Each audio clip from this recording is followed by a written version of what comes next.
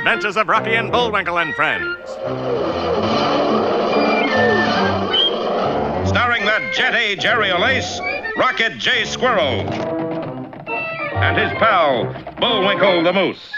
Hi, glad to see you again. Likewise. We got some great things on the show today. Like what? Like what? Well, you ought to know, Bullwinkle. You're in some of them. Well, let's get started.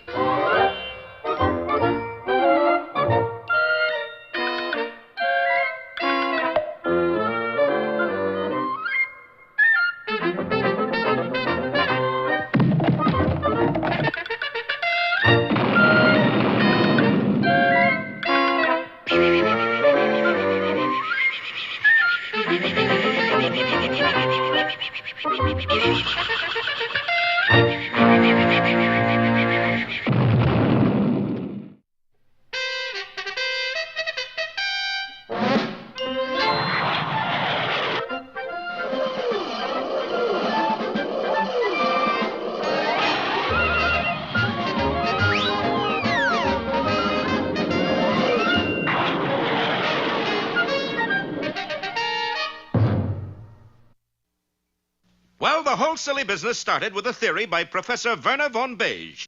I figured that the North Pole is so heavy with ice that it's starting to wobble like this. And the new North Pole is really going to be the West Pole. Wild, nicht wahr? At first, the professor's theory didn't impress the world scientists very much. I tell you, Sir Basil, Von Beige has flipped his wig. Ho, ho, ho, that's ripping. What did he say, Basil? He said Von Beige has inverted his rudder toupee. But people found it less amusing when the weather actually began to change. Extreme rain and dry gulch. Another snowstorm in Miami. I told you we should have gone to California instead. You kidding? There they got big floods. Yeah, but that's normal. But even more remarkable things were happening in northern Labrador, where Eskimos were demanding bigger and better refrigerators and freezers. Well, I'm sure you'll be delighted with this one, Mrs. Umiak. Lots of room for food storage. Food storage, my eye. This new house. So there may be something to the professor's theory after all. You said it, Charlie. But now let's rejoin Rocky and Bullwinkle, who are floating in parachutes toward the new North Pole, the island of Ricky Ticky. Looks like we're in for trouble, Bullwinkle. Look there.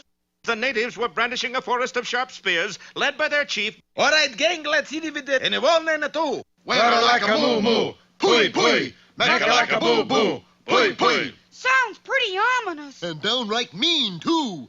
Weather like a moo-moo. Pui, pui. Make it like a boo-boo. Pui, pui. Hey, Bullwinkle, you notice anything funny? If I did, I'd be the first to mention it. We're not falling anymore. We're going up. Up, impossible. But strange as it seems, our heroes had reversed direction, for every time the natives said, Pui, pui. they sent a gust of air upward that lifted the parachute skyward again. Weather like a moo-moo. Pui, pui. Make it like a boo-boo. Pui, pui. Hold it, you guys. What kind of spear dance is that? Who wrote those lines? You ride them, Colonel. Take that man's name and serial number. But, Colonel, you ask him question. When I want a honest answer, I'll tell him you. Meanwhile, our heroes were drifting downward again, some distance away. Well, looks like we're safe for a little while, Bullwinkle. I'd better go down ahead and find a good landing place. Go down ahead? Sure, did you forget I'm a flying squirrel? Then how come you didn't fly away when them fellers are playing shish kebab with us? And leave my old buddy? Never. I should have knowed. Well, I'll find us all a good place to stay. Bye now. Golly, what a pal. Makes a feller come all over Gulpy. But our boys had once again underestimated their opponent, who now stood in a clearing talking to two fierce-looking hawks. Okay, Howard, Emery, this is your target for tonight. Got it? Good. Boris, you sure they'll do the job? Of course, these are only hawks in the world with stainless steel beaks. What about their talons? What else? Every little pinky dipped in poison. Just one scratch and squirrel is kaput. Oh, darling, you've done it again. Naturally. But how did you ever find birds with poison talons? It's easy, Natasha. I called an agent. Agent? Not an agent, really. More of a talon scout. And as if to get away from such a dreadful joke, the two hawks flapped off toward their prey. How will Rocky fare against these marauders of the sky? We'll find out next time in Boris Goes for Broke, or A Fiend in Need is a Fiend Indeed.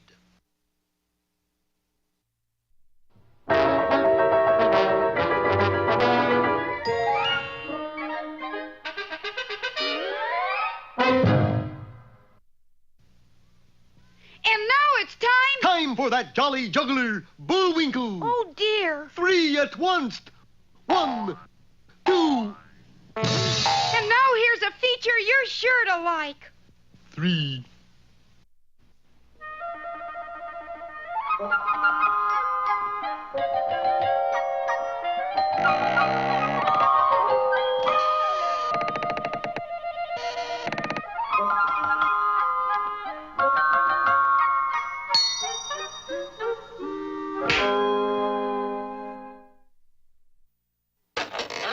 Iraq isn't something you have when your ear hurts. It's a kingdom in southwestern Asia. The capital of Iraq is Baghdad. The capital punishment is spanking. Or at least it was back in the days of the Arabian Nights.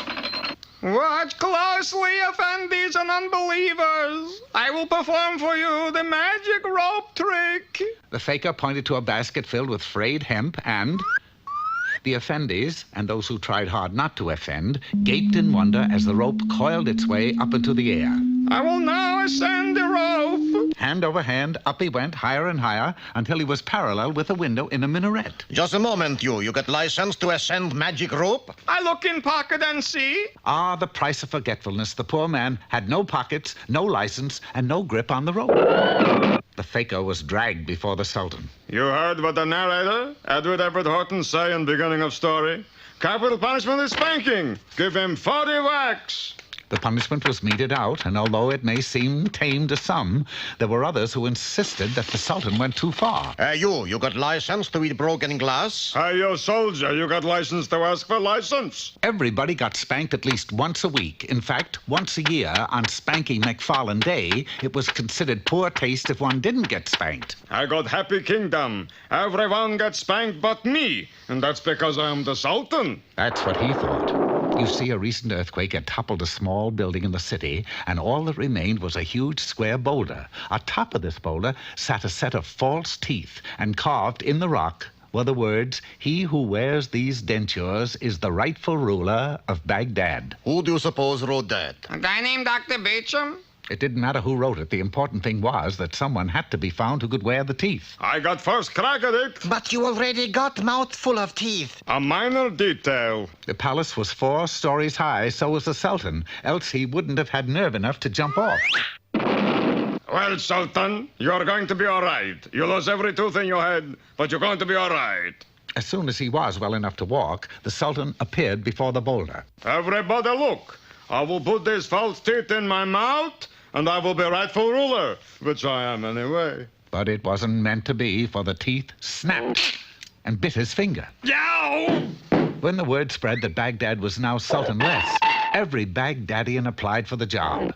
According to the medical reports, there were 50,000 broken fingers that day.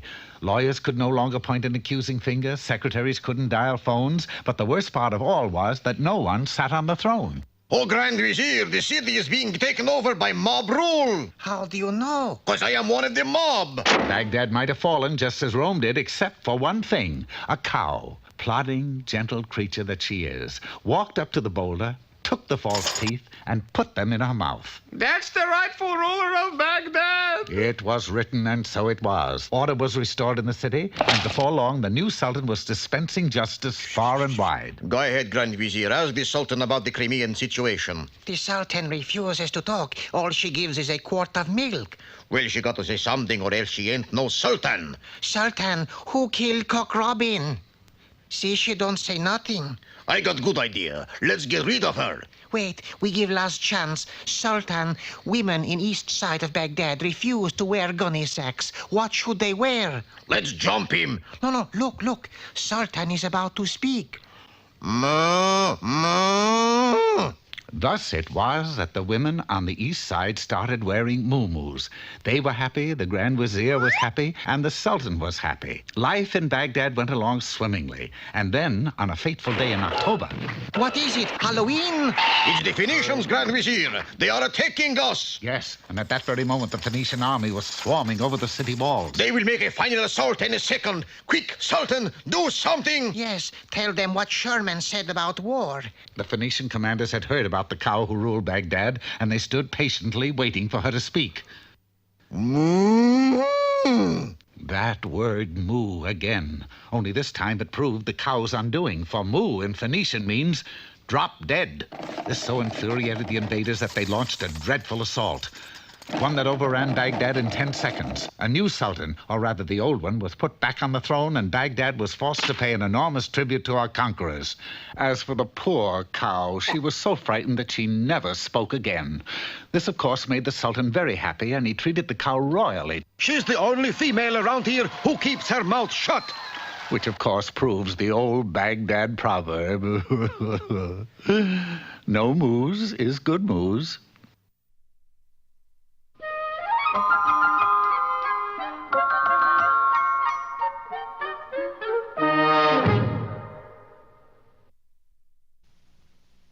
Today's lesson is mighty important, remember? Bullwinkle is a... Not that lesson. This lesson. Hello there, poetry lovers. Today's little gem is called Sing a Song of Sixpence. Sing a song of sixpence, a pocket full of rye, 24 blackbirds baked in a pie. Everything okay in there? When the pie was opened, the birds began to sing. Wasn't that a dainty dish to set before the king? Hold it, Baker. There's only 23 birds here. 23. Your contract definitely says 24. And? Fine print says if you are short one bird, you short one head. Uh-oh. Wait, look here. It's just an egg. But something's inside. Look, it's the 24th blackbird. Pretty clever, Moose. Not at all, Your Majesty. I'm always delighted to give you the bird.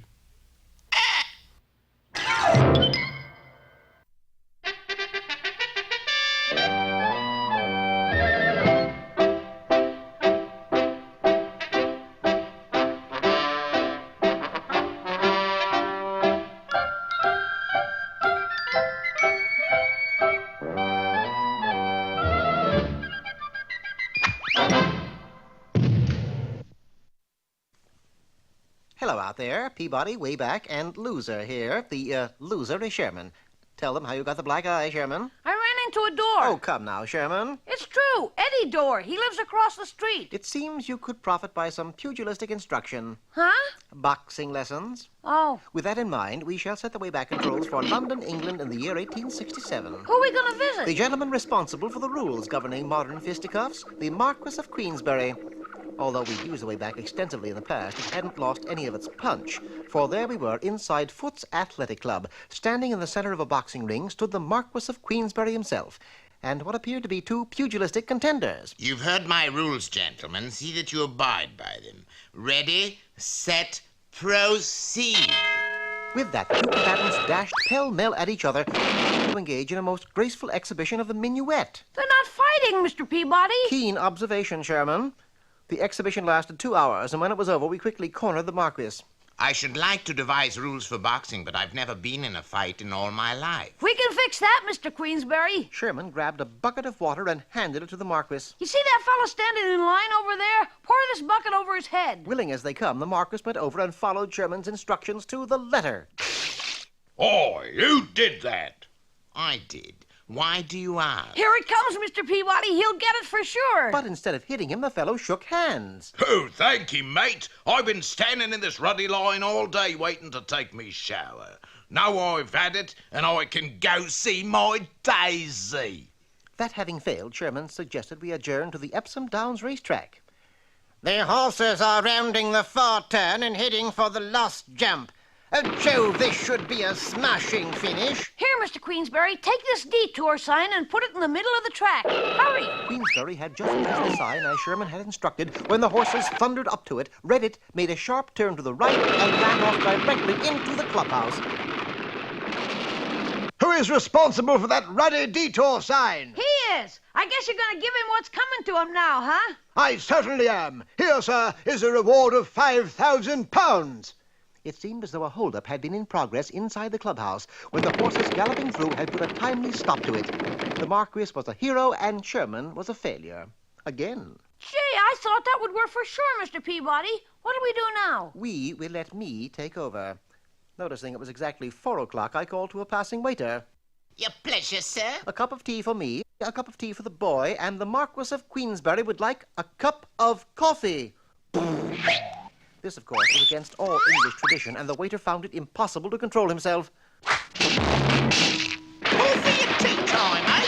I'll teach you, you blinking traitor. So far, so good for part 1 of my plan, and wasting no time, I quickly put part 2 to work. Stepping between them, cease! Cease! I should like to call it to your attention. This is hardly the place for such activity.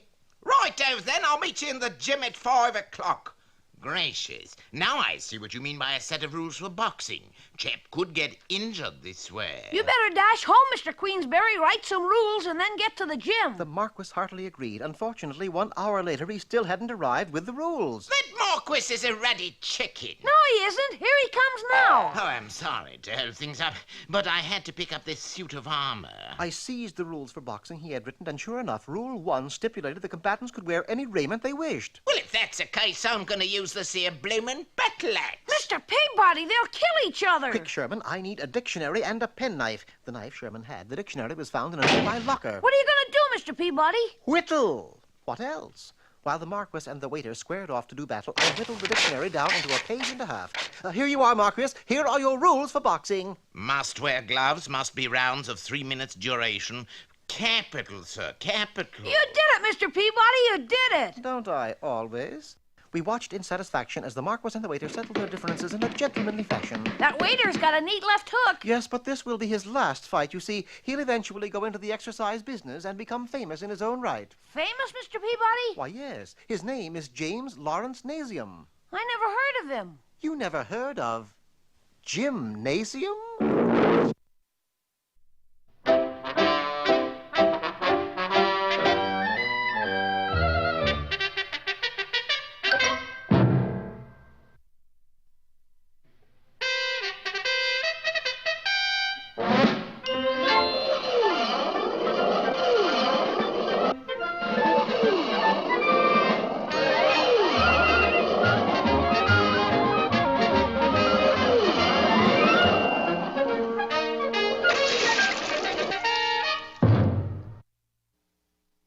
Well, last time, you remember, as our heroes were trying to land on the island of Rikki-Tikki, Rocky slipped out of his parachute harness and began to reconnoiter the island. At the same time, the notorious Boris Badenov, masquerading as Colonel Oglethorpe Peachtree, had released 2 vicious hawks named Howard and Emery to attack Rocky in the air. Meanwhile, what of our other 2 friends, Professor Von Beige and Captain Peachfuzz? Never mind us. Get on with the story. Well, the 2 feathered killers rode through the air searching for our hero and at last spotted him. In a few seconds, they were diving swiftly at our unsuspecting hero, one from one side, one from the other. But the attack hadn't gone unnoticed. Jumpin' G, horse fat! Rocky! Look out! Beware! Achtung! It was no use. Rocky was too far below to hear Bullwinkle's bellowing. Well, I can clout one of them hawks anyway. And Bullwinkle hurled his binoculars down at the attackers. Unfortunately, they went right past the hawks and... Ow! Yes, the heavy glasses knocked Rocky into a spin just as his 2 pursuers closed in on him. As a result...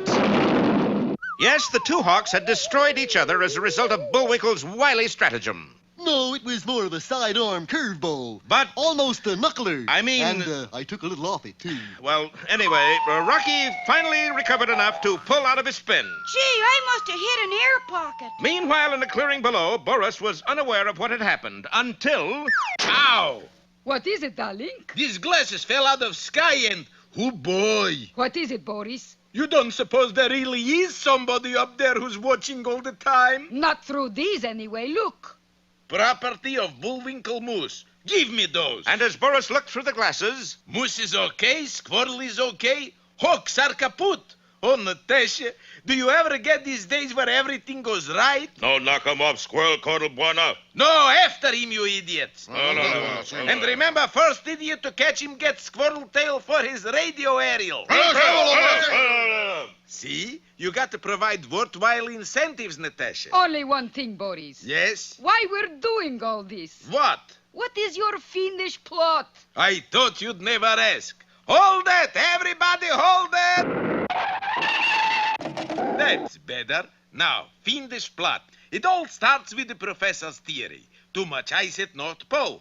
World tips over this way and we got new North Pole, right? Right. And this very island will be the new North Pole. But what's that got to do with Think, Natasha, who lives at North Pole? penguins? That's South Pole. Who lives at North Pole? Give me a hint. You know, jingle, jingle la la la. Swiss bell ringers. No. With a beard and the ho ho ho ho and jingle bell. I've got it, Boris. Who? Mitch Miller. Yeah. No, you idiot woman. Santa Claus. Boris, you say the naughty word. It's all in a good cause, Natasha. What cause? Santa Claus? You mean? Yes. I, Boris Bedenoff, am going to be the new Santa. How about that, Natasha? Natasha? She fainted. But we'll find out more about Boris's mad scheme in our next episode, The Fright Before Christmas, or A Visit from St. Nicholas.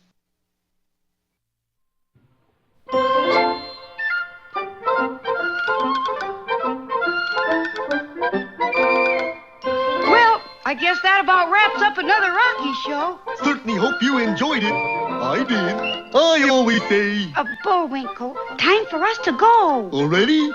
Okay, but first, here are some of the people who made this show impossible.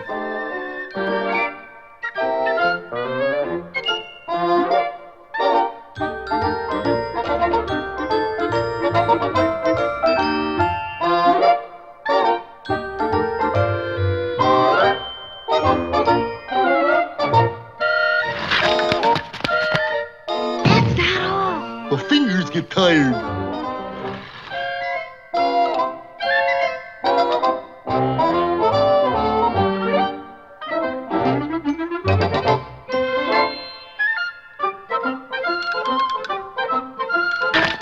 Oop! Got away from me again. Well, see you next time.